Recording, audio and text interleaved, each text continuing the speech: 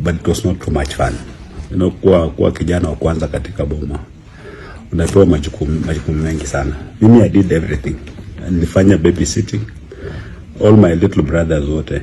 Actually mama alikuwa anaenda job kwa anaacha watu hii, so mimi nawalisha maziwa na nini. But also ile kazi ile ya shambani, the tough job ile ya kwenda kulima. Mimi nilianza kulima nikiwa kijana mdogo sana. Nilikuwa nalima na ng'ombe. And you see tuko na age mates in the village, so napata labda wako wengi wana hiyo kazi wanasaidiana. Mimi kule nyumbani at that time mimi tu nilikuwa mtu ambaye nimekitoka kidogo, young guy before the age of 10, na nilikuwa nashika hiyo, nilikuwa naita sungura, the ox plow. Na mnaamka saa 9:30 nalima mpaka karibu saa 5, kwa sababu kama karibu kunajua au ng'ombe pia wanachoka sana. So nikakuwa tu mtu ambaye nilikuwa nafanya tu kazi ngumu. Hiyo ox plow kwa sababu ilikuwa ni refu, nitakana ishikwe hivi, lakini nilikuwa naishika hivi, una hang kwa hiyo hivi.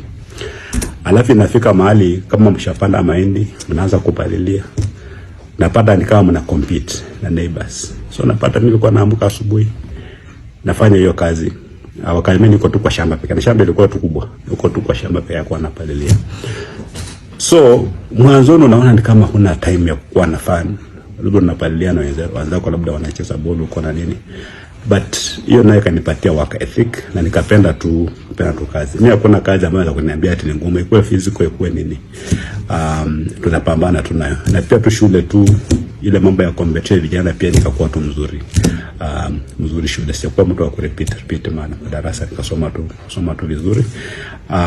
Na ile kazi ambayo nimefanya saa hizi yote ni kwa vile nilianza kusabu nikikuwa mdogo, nilikuwa kijana mdogo. Hata saa hizi mimi naona just a pleasure for me. Nikikaa hapa wanaulizwa mbona nataka tu kwa ofisi kuanzia asubuhi mpaka jioni, hata Wendland, but you know it's fun kwa sababu tu watu wako wanakuja, mnaongea, wako na issues mna discuss. Kuna wengine sio lazima wasuluhishe, hata you just listen to them na kuwapatia advice. Unapata mtu anatoka ameridhika.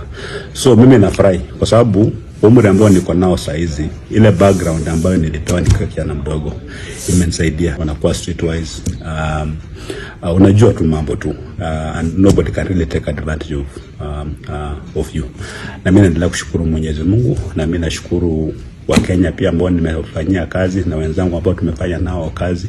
Kila siku is a learning experience.